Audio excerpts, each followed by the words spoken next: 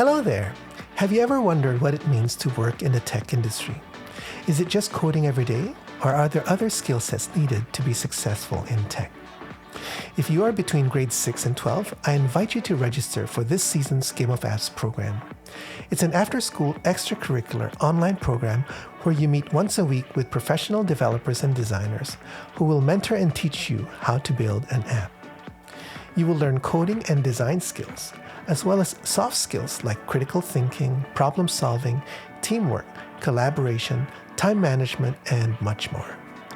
No prior coding experience is necessary. If you are an artist, musician, athlete, or basically consider yourself non-techie, I still encourage you to check us out. You'll be surprised at the possible career paths within tech for people with your interests and abilities. Head on over to our website, gameofapps.org, for more information and for registrations. I hope to see you soon.